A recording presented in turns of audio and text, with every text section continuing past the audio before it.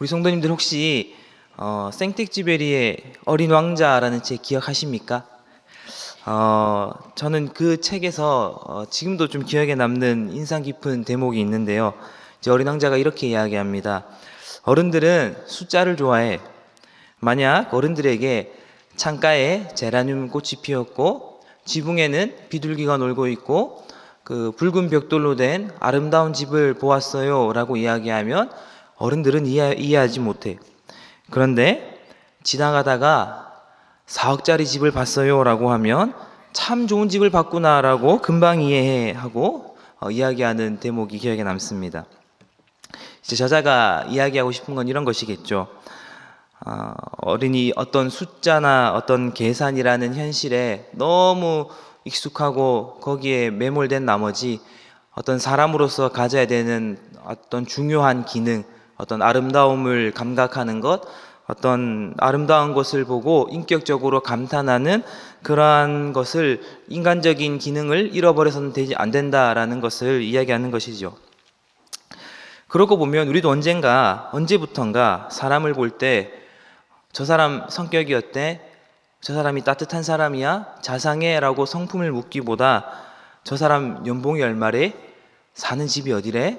차는 뭐 탄대? 하고 사람을 수치화시키고 어떤 숫자로 금방 파악하려는 성향이 우리 가운데도 어느샌가 드러나는 것 같습니다.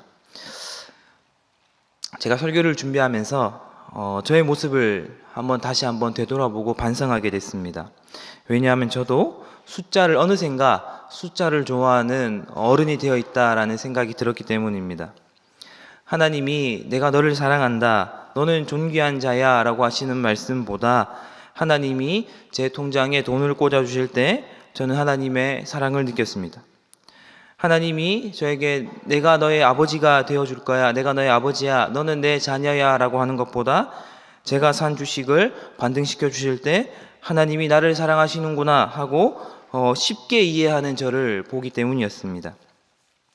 혹시 이 자리에 저를 비롯해서 저와 같은 어떤 이런 처지를, 자신의 상태를 느끼시는 성도님들이 계신다면 오늘 호세아 말씀을 통해서 하나님이 주시는 측량할 수 없는 사랑, 어떤 수익과 어떤 숫자로는 도저히 헤아릴 수 없는 하나님의 사랑 앞으로, 하나님의 은혜의 현장 앞으로 나아가실 수 있는 우리 모든 성도님들이 되시기를 소원합니다.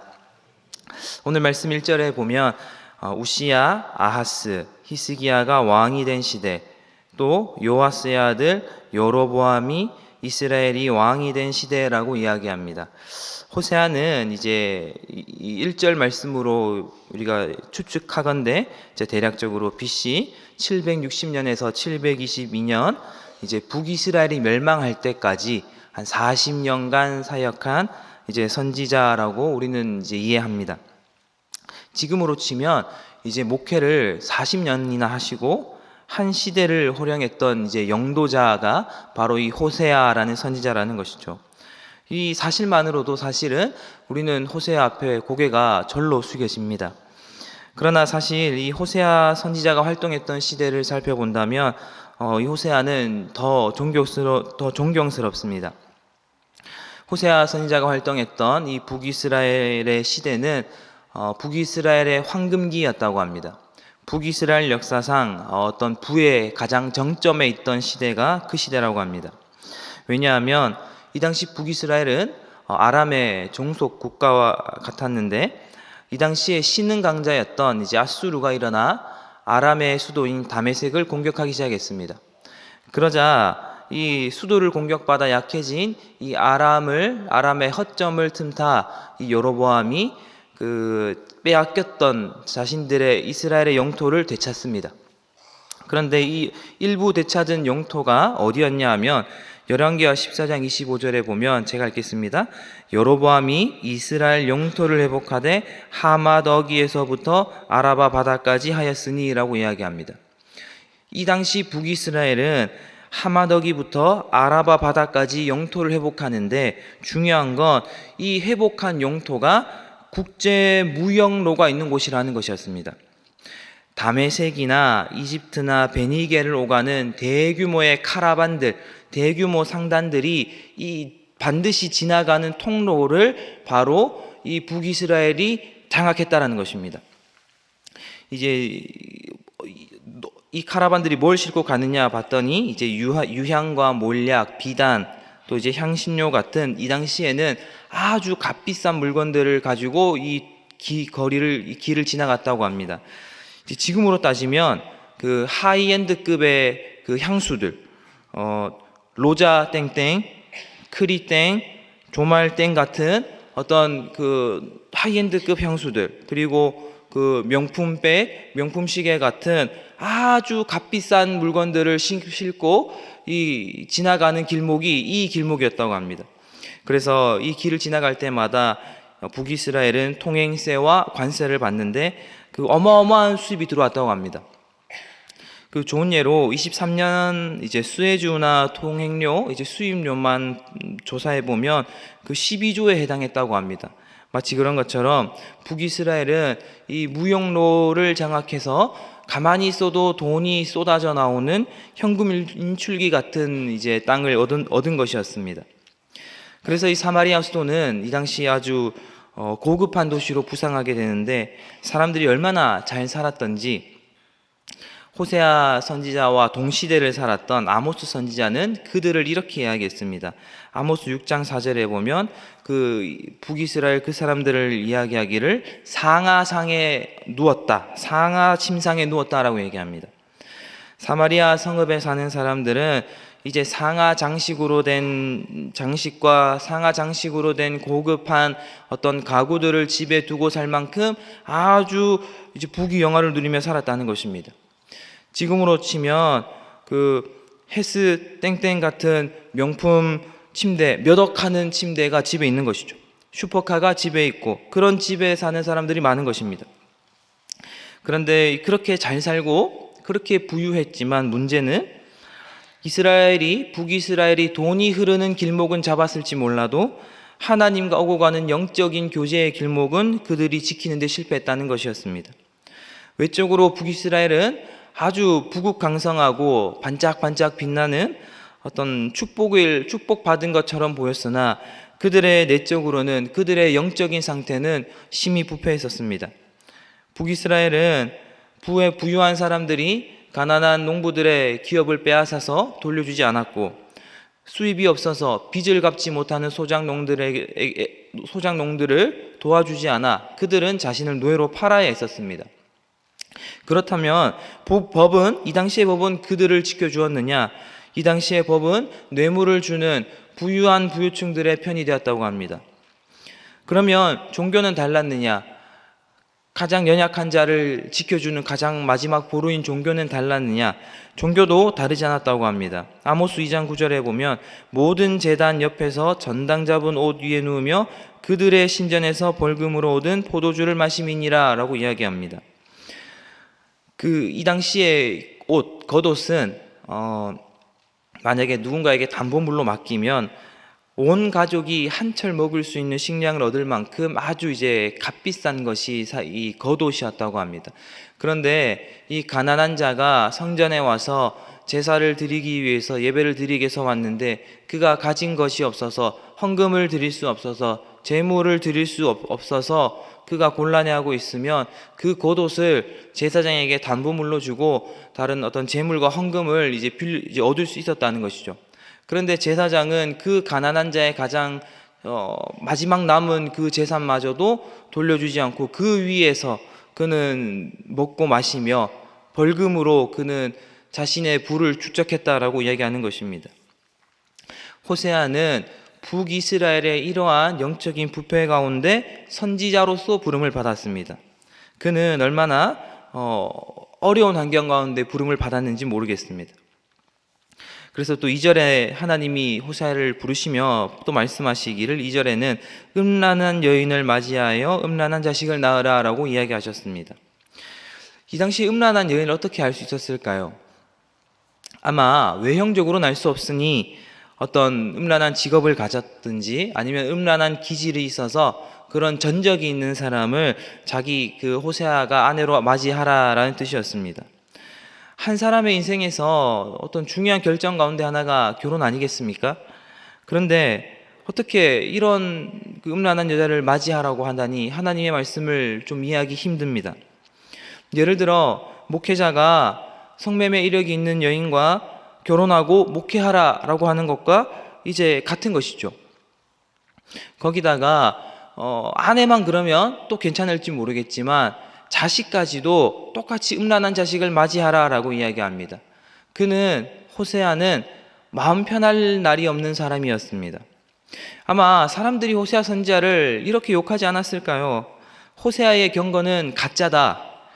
호세아는 겉만 번지르르 하지 그는 연기를 하고 있다.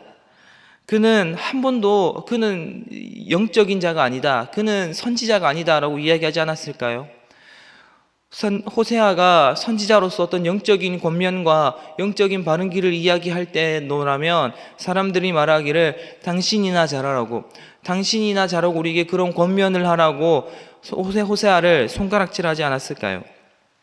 아마 호세아는 사람들의 손가락과 풀리지 않는 오해를 가슴속에 안고 선지자로서 활동해야 했었습니다.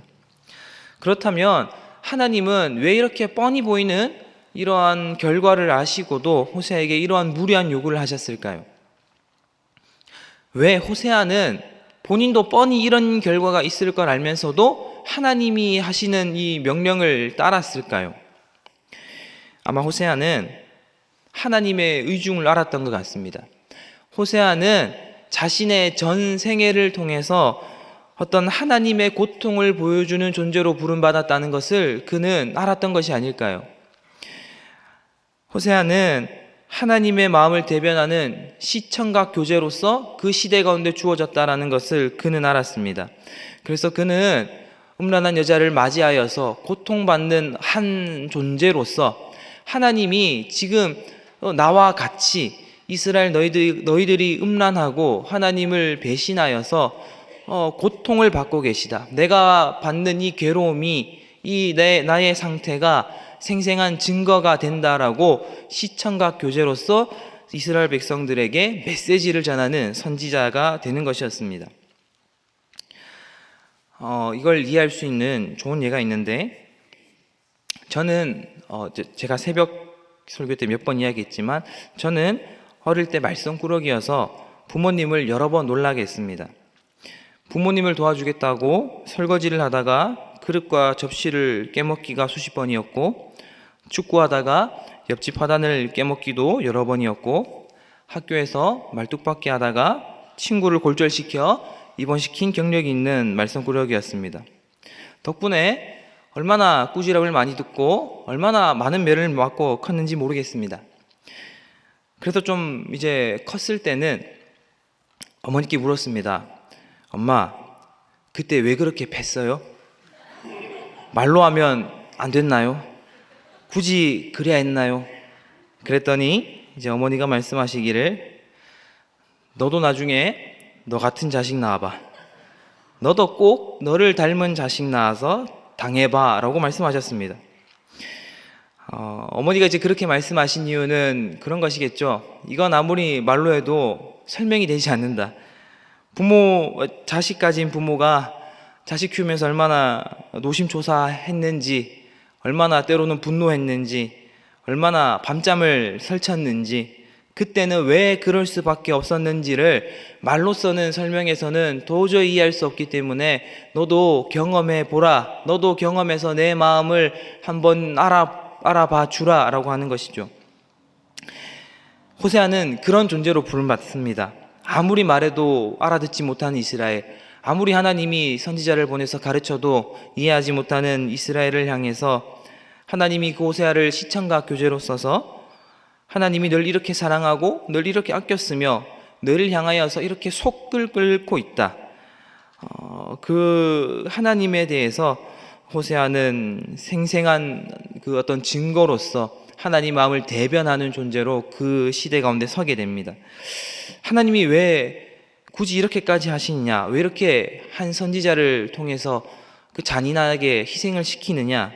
왜냐하면 하나님은 우리가 하나님을 지식적으로 아는 것을 넘어서서 하나님의 마음을 아는, 하나님의 마음에 공감할 수 있는 대등한 인격체로 우리를 존중하시기 때문이었습니다.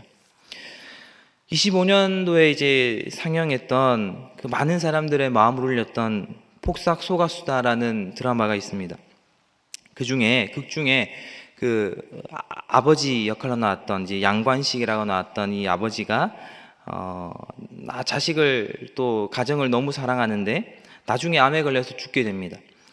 근데 아버지가 죽고 난 후에 그 딸과 아들에게 이제 선물을 남기는데, 이제 유산을 남기는데, 첫째 딸에게는 거액의 돈이 든 통장을 남겼습니다. 이제 자신은 맨날 똑같은 옷, 똑같은 신발, 또 이제 새 옷은 전혀 사 입지 않고 딸이 10년 동안 보내왔던 용돈들을 모아, 이자를 모아서 딸에게 이제 선물로 줍니다. 그리고 철없는 아들에게는 벤츠 중고차를 선물로 줍니다. 아들이 그렇게 갖고 싶다고 노래 불렀던 벤츠차를 중고로 줍니다. 그래서 극 중에 보면 그 아들이 아버지가 남겨준 차를 보며 눈시울이 붉어지는데, 그 놀라운 반전으로 이 아들이 그 차를 찬찬히 뜯어보더니 이 차를 이제 배달해줬던 사람에게, 옆에 사람에게 이렇게 물었습니다. 이 차 몇 킬로 탄 차래요? 라고. 아버지의 사랑이 어떤 이 가슴으로 그것을 느끼고 반응하는 것이 아니라 그 가장 아버지의 사랑이 드러나는 순간에 이제 계산기를 두드렸던 아들의 모습을 이 드라마에서는 보여줍니다. 그런 것처럼 이스라엘은 이보다 더 이제 하나님을 모르며 하나님의 사랑을 이제 배신하는 자로 등장합니다. 우리는 이스라엘의 죄가 이 고멜이라는 여인을 통해서 음란이라는 것을 압니다. 그런데 음란이란 단순히 어떤 쾌락을 넘어서서 관계의 개념을 말하는 것이 음란입니다. 하나님을 인격자가 아닌 어떤 거래의 대상으로 여기는 것, 하나님을 사랑의 대상이 아닌 이용수단으로 우상과 같이 대우하는 것을 이제 성경에서는 음란이다, 이스라엘의 죄라고 이야기합니다. 호세아는 바로 그런 이스라엘의 상태를 지적하는 자로, 하나님의 사랑을 대변하는 자로 부름받습니다. 그래서 이제 나중에 3절에서 이제 9절까지 말씀을 보면 이 호세아가 첫째 아들을 낳자 하나님이 그 이름을 이스르엘이라고 하라고 하셨습니다. 이스라엘의 뜻은 이제 심는다라는 뜻이 있지만 반대로 뿌리다, 이제 흩어버리다라는 뜻도 있습니다. 사람이 잘 되려면 돈을 모아야 되고 사람을 모아야 되고 어떤 여러 가지를 많이 모으고 축적해야 되는데, 흩어버리겠다라고 하는 뜻은 북이스라엘을 망하게 하겠다라는 뜻이었습니다. 그래서 이제 4절 후반절에도 보면 그 이스라엘의 피를 예후의 집에 갚는다라고 이야기합니다. 이제 예후는 하나님의 명령을 받아 아합과 그 악한 그 아들들을 이제 죽이는 일에 순종했고 그들을 죽였던 장소가 이스라엘이었습니다. 그런데 중요한 것은 예후가 그 하나님의 명령을 다 순종하고 난 후에 금송아지를 숭배하는 것을 포기하지 않았습니다. 즉 예후는 하나님의 말씀에 순종하는 것을 빙자해서 그의 왕조를 세우는데 하나님을 이용했습니다. 그러니까 이스라엘의 피를 예후의 집에 갚는다라고 하는 것은 예후가 하나님을 자신의 어떤 성공의 도구로 사용한 것처럼 이스라엘이 그렇게 하나님을 이용한 것에 대해서 하나님이 갚아주겠다, 심판하겠다라는 뜻이 됩니다. 그리고 또 호세아가 둘째를 낳는데 둘째는 로르하마라고 합니다.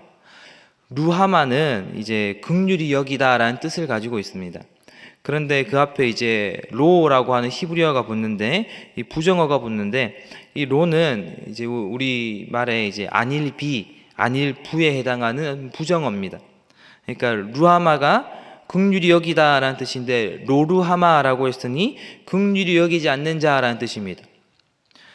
그리고 또 자식을 낳는데 셋째 이름을 로암미라라고 지으라고 하셨습니다. 암미는 내 백성이란 뜻입니다. 그런데 앞에 또 부정어 로가 붙으니까 이는 내 백성이 아니다라고 자식 이름을 짓게 하셨습니다. 자식을 낳는 셋 다 하나님이 흩어버리겠다, 긍휼히 여기지 않겠다, 내 자식이 아니다라고 내 관계를 완전히 끊어버리겠다라고 하는 하나님의 무시무시한 말씀과 심판의 말씀인 것이죠. 그런데 사실 우리는 이 하나님의 말씀을, 이 분노에 찬 이 하나님의 표현을 사실은 잘 이해할 필요가 있습니다.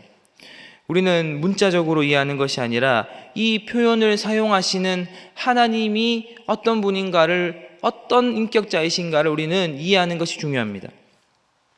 우리는 종종 하나님이 사용하셨던 이 표현을 부모 자식 간에, 남편과 아내 간에 주로 사용합니다.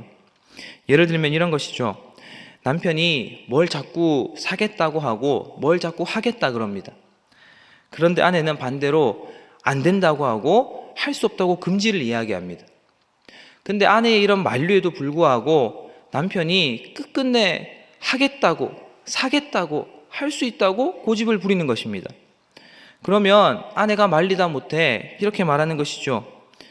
네, 이제 당신 하고 싶은 대로 하세요. 당신 마음대로 하세요. 라고 어떤 평소에는 반말로 이야기하다가 갑자기 존댓말로 이렇게 화를 내는 것이죠. 또 이제 사춘기를 둔 부모가 이제 사춘기 아들이 말을 너무 안 들으니까 사춘기 아이에게 이렇게 이야기하는 것입니다. 그래, 이제 너 부모 없다 생각해. 나도 이제 너 같은 자식 없다고 생각할 테니까 너 마음대로 한번 살아봐.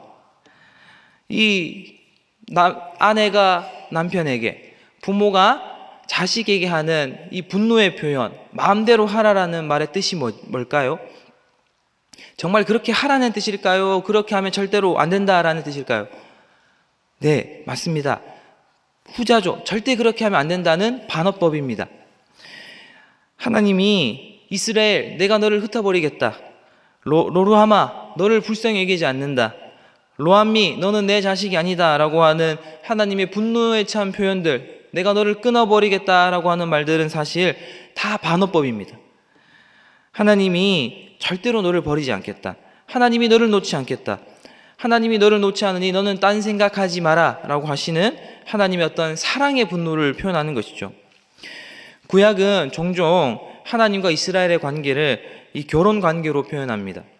그래서 출애굽기에 보면 모세가 시내산에 올라가서 율법을 받을 때 그 밑에선 이스라엘 백성들이 금송아지 우상을 만듭니다.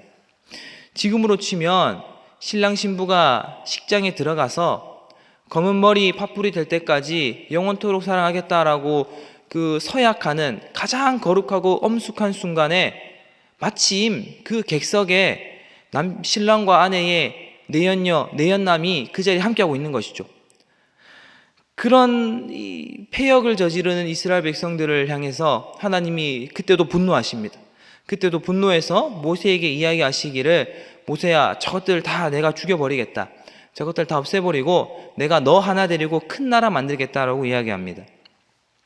그런데 모세가 그런 하나님의 분노에 이제 기도하기를, 하나님 저 백성들을 살려주십시오. 저 백성들을 죽여서는 되지 않습니다라고 자비를 구합니다. 모세는 하나님의 분노에 왜 이렇게 기도하는 것일까요? 백성들을 단지 사랑해서 불쌍해서 그랬던 것일까요? 아마 모세는 하나님의 마음을 알았던 것 같습니다. 하나님이 저렇게 분노하고 화를 내실지언정, 하나님이 저렇게 다 끊어버리겠다, 나는 아무 상관하지 않겠다, 자비를 베풀지 않겠다라고 이야기할지라도 마치 남편과 아내처럼, 부모와 자식처럼 그 분노조차, 그 잔인한 말조차 가장 사랑하여서 하는 표현인 것처럼, 상처받은 자가 그것에 대해서 이야기하는 것인 것처럼, 하나님은 그 이스라엘 백성들을 정말 포기하고 버리겠다는 뜻이 아니라 하나님의 본심은 그들이 회개하고 돌아오기를, 그들이 살았으면 하는 마음이 하나님의 본심이다라는 것을 하나님의 분노에서 모세는 읽어내는 것이었습니다. 그래서 그는 하나님에게 자비를 구하고 용서를 구하고 그들을 살려줄 것을 이야기했습니다. 하나님의 분노는 멸망시키겠다는 것이 아니라 내가 너를 사랑하고 고쳐내겠다는 사랑의 신호였습니다. 오늘 호세아서가 이런 하나님의 사랑과 은혜를 우리에게 이야기해 줍니다. 말씀을 맺겠습니다. 하나님이 호세아 선지자를 불러서 음란한 여자를 아내로 맞이하고 그 자식을 낳으라는 말씀은 호세아라는 한 사람의 생애를 통해서 이스라엘을 신부 삼았으나 하나님을 배신한, 그러한 배신당한 하나님의 남편의 마음이 어떠한가를 호세아 선지자를 통해서 표현하는 것이었습니다. 그러나 그 하나님의 분노는 정말 내가 이 관계를 끊어버리겠다, 내가 이 이스라엘을 버리겠다, 상관하지 않겠다라는 뜻이 아니라 내가 내 백성, 내 신부, 내 자식을 절대로 포기하지 않겠다, 다시 고쳐내겠다, 돌아오게 하겠다라고 하는 하나님의 사랑의 표현이었으며 신호였습니다. 저는 하나님의 그 사랑과 열심이 지금도 우리에게 동일하며 하나님이 지금도 그 마음으로 우리를 찾아오시고 우리를 부른다고 생각합니다. 그러므로 오늘 말씀을 기억하시며 우리들의 마음의 중심을 다시 한번 하나님 앞에 되세우시며 믿음으로 우리들의 앞으로 있을 또 일상의 삶을 살아내시는 저와 우리 모든 성도님들이 계시기를 주님의 이름으로 간절히 축원합니다. 기도하겠습니다. 살아계신 하나님, 혹시나 우리 가운데 하나님을 믿는다고 말하나 우리 중심으로부터 하나님을 떠나 계산적이었던 모습은 없었는지 우리 자신을 한번 돌아봅니다. 이 시간 우리의 연약함을 회개하오니 하나님 용서하여 주시옵소서. 하나님, 오늘 하나님의 말씀을 통해 우리를 향한 하나님의 크고 위대한 사랑을 또한 발견하고 알았사오니 이제는 우리가 힘을 다하여 주의 자녀로 사는데 온 전력을 다할 수 있도록 붙잡아 주시옵소서. 오늘도 우리의 필요와 간구에 신실하게 응답하실 하나님을 믿사옵고 이 모든 말씀 예수님의 이름으로 기도드립니다. 아멘.